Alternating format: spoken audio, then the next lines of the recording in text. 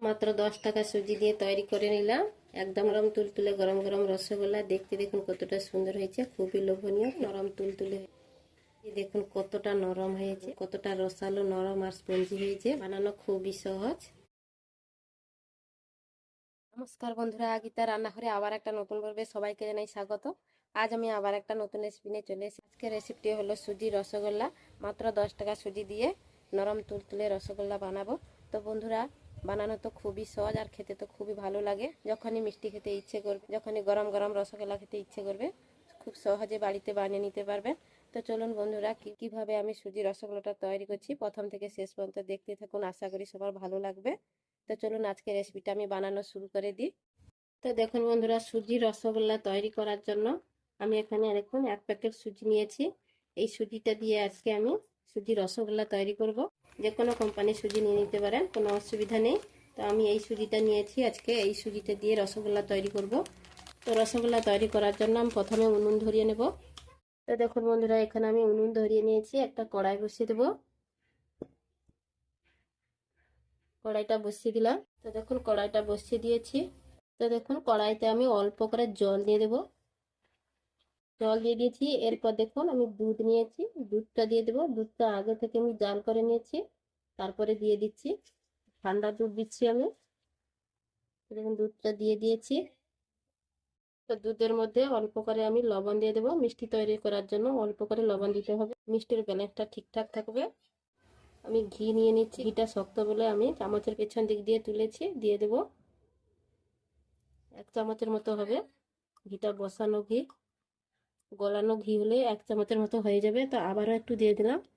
ঘিটাকে আমি ভালো করে মিশিয়ে নেব। এরপর আমি এই যে সুজিটা নিয়েছি, সুজিটা একটা পাত্রে নিয়ে নেব।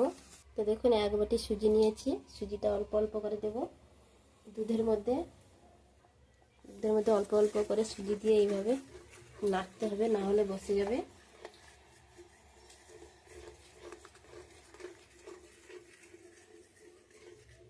তো সুজিটা আমি দিয়ে দিয়েছি, এবার ভালো করে নেড়ে নেব। এইভাবে নাড়তে হবে, আর উনুনের আঁচটা একদম কমিয়ে রাখতে হবে, না হলে সুজিটা তাড়াতাড়ি হয়ে যাবে। আর সুজিটা এইভাবে দিয়ে তাড়াতাড়ি নাড়তে হবে, না হলে সুজিটা ডেলা পাকিয়ে যাবে আর রসগোল্লাগুলো ভালো হবে না।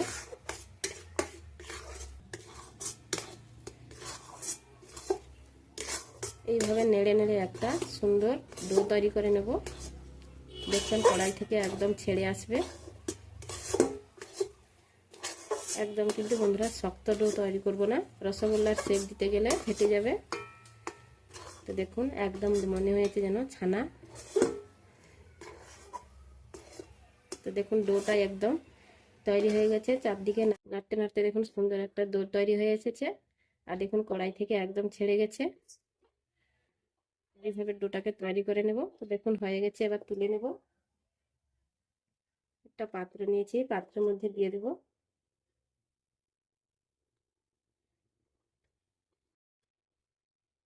তো দেখুন আমি পুরো ডোটাকে তুলে নিয়েছি, এবার ঠান্ডা করে নেব।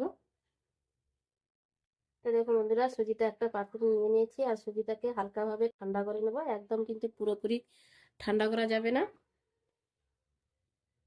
দেখুন বন্ধুরা, কেউ বুঝতেই পারবে এটা সুজি নাকি ছানা। দেখুন কত সুন্দর হয়েছে। এইভাবে সুজিটাকে রেডি করতে হবে প্রথমে।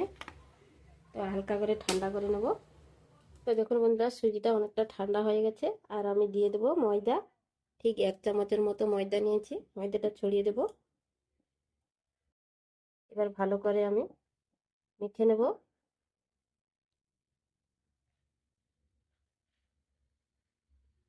রসগোল্লা তৈরি করার জন্য এই সুজিটাকে ভালো করে মাখাতে হবে, এইভাবে ঘষে ঘষে, যেইভাবে ছানাকে মাখানো হয় ঠিক সেইভাবে তৈরি করতে হবে।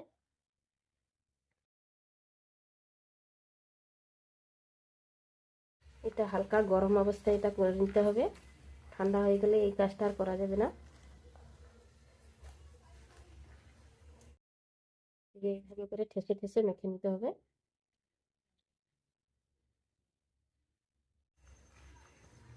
তো দেখুন বন্ধুরা, আমি ভালো করে সুজিটাকে মাখিয়ে নিয়েছি। সুজির কোনো দানা অংশ নেই। এইভাবে ভালো করে মাখিয়ে নিতে হবে সুজিটাকে আগে। তো মাখানো হয়ে গেছে, এবার আমি হাতটা ধুয়ে নেব। এই যে দেখুন বন্ধুরা, হাতটা ধুয়ে চলে এসেছে। এবার হাতের মধ্যে আমি ঘি লাগিয়ে দেব। ঘি নিয়েছি, ঘিটাকে ভালো করে হাতে লাগিয়ে দেব। তো দেখুন ঘিটাকে ভালো করে লাগিয়ে দিয়েছি। তো এখান থেকে আমি কিছুটা তুলে নেব, এইভাবে দিয়ে হাতে নিয়ে নেব। এইভাবে আমি গোল শেপ দিয়ে দেব। এইভাবে সুন্দরভাবে একটা গোল শেপ দিয়ে দিতে হবে, যাতে মিষ্টির গায়ে কোনো রকম ফাটল না থাকে। দেখুন একটা আমি গোল করে নিয়েছি। দেখুন কোনোভাবে কোনো গায়ে ফাটল নেই। এইভাবে রসগোল্লার শেপ দিতে হবে। দেখুন এখানে আমি বেশি বড় করিনি, আবার ছোট করিনি, মাঝারি সাইজের করে নিয়েছি। এগুলো রসে দেওয়ার পরে আবার ফুলে উঠবে, বড় বড় হয়ে যাবে। তো দেখুন এইভাবে আমি করে নেব। একটা প্লেট নিয়েছি, প্লেটে আমি রেখে দেবো। তো একটা হয়ে গেল আমার। একই রকম ভাবে কিছুটা সুজি নিয়ে নিয়েছি। এবার এইভাবে হাতে আমি গোল গোল করে নেব। এইভাবে ঘুরিয়ে ঘুরিয়ে গোল করে নিতে হবে ভালো করে। দেখুন গোল করে নিয়েছি। বন্ধুরা দেখতে পাচ্ছেন কোথাও কোনো ফাটল নেই। তো এইভাবে আমি সবগুলো তৈরি করে নেব। তো দেখুন বন্ধুরা, আমার রসগোল্লাগুলো সব শেপ দেওয়া শেষ হয়ে গেল। আবারও একটা নিয়ে নিয়েছি, এটাই আমার শেষ। এইভাবে গোল শেপ দিয়ে দেব, ভালো করে গোল করে নিতে হবে। দেখুন বন্ধুরা সুন্দর গোল হয়েছে, একটু কোনো ফাটল নেই। দেখুন তো আমার সবগুলো শেপ দেওয়া হয়ে গেল। তো দেখুন বন্ধুরা, এক বাটি সুজি দিয়ে কতগুলো রসগোল্লা তৈরি হয়ে গেল। দেখুন বন্ধুরা রসগোল্লাগুলো একটুও দেখুন লেগে যায়নি। যেদিকে গোড়াচ্ছি সেদিকে দেখুন সুন্দর গড়িয়ে যাচ্ছে। তো রসগোল্লা তৈরি করার জন্য এরপর আমি চিনির রস তৈরি করব। তো বন্ধুরা চিনির রসটা তৈরি করার আবারও কড়াইটা ধুয়ে বসিয়ে দিয়েছি। কড়াইতে দেখুন এক বাটি চিনি দিয়ে দেবো। যেই বাটি মাপ করে সুজি নিয়েছিলাম সেই বাটির এক বাটি চিনি নিয়েছি। চিনিটা দিয়ে দেবো। চিনিটা দিয়ে দিলাম। এবার সেই বাটি মাপ করে আমি জল দিয়ে দেবো।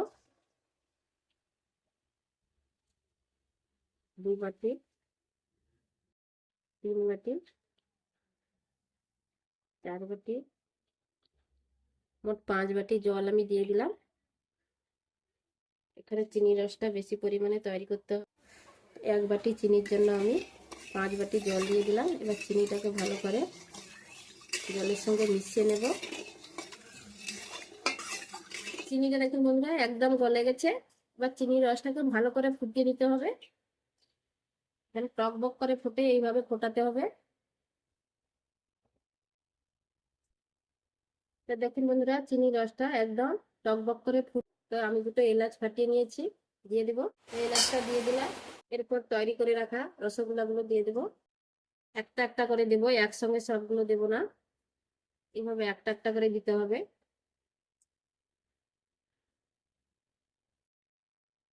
এইভাবে আমি সবগুলো দিয়ে দেবো একে একে। একসঙ্গে সবগুলো দেবেন না বন্ধুরা, একটা একটা করে এইভাবে দিয়ে দেবে।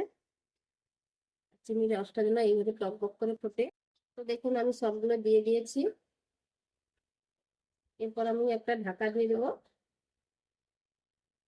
ঢাকা দেওয়ার জন্য দেখুন একটা আমি থালা নিয়েছি, থালাটাকে ভালো করে ঢাকিয়ে দেবো।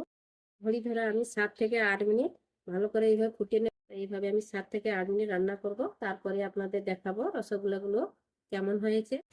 তো বন্ধুরা এবার আমি ঢাকাটা খুলে নেব। যে দেখুন বন্ধুরা মিষ্টিগুলো তৈরি হয়ে গেছে।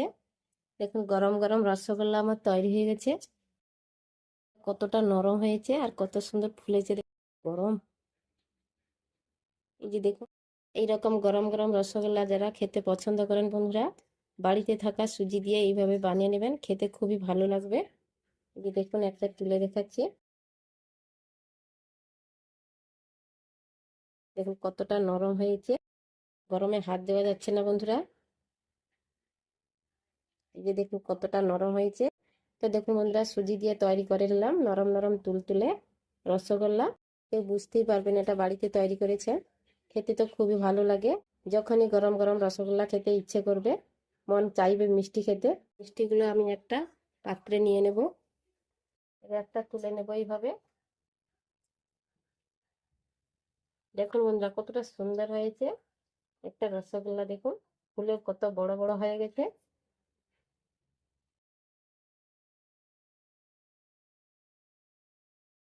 তো আমি সবগুলো দেখুন তুলে নিয়েছি একটা পাত্রে।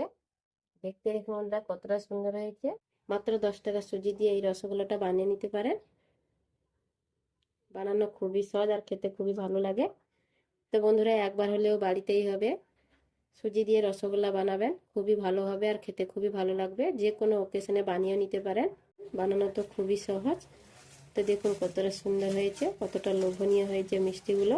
তো বন্ধুরা এইভাবে একবার বাড়িতে বানিয়ে খাবেন। যদি ভালো লাগে বন্ধুরা তাহলে একটা লাইক করে দিবেন আর কমেন্ট করে জানাবেন কেমন হয়েছে। আর যদি বন্ধুরা ভালো লাগে তাহলে আমার চ্যানেলটাকে সাবস্ক্রাইব করে আমার পাশে থাকবেন এইভাবে নতুন নতুন রেসিপি পাওয়ার জন্য। তো বন্ধুরা আজকে এই পর্যন্ত, আবার আসবে একটা নতুন রেসিপি নিয়ে। ততক্ষণে সবাই ভালো থাকবেন, সুস্থ থাকবেন। আবার দেখা হবে একটা নতুন রেসিপিতে।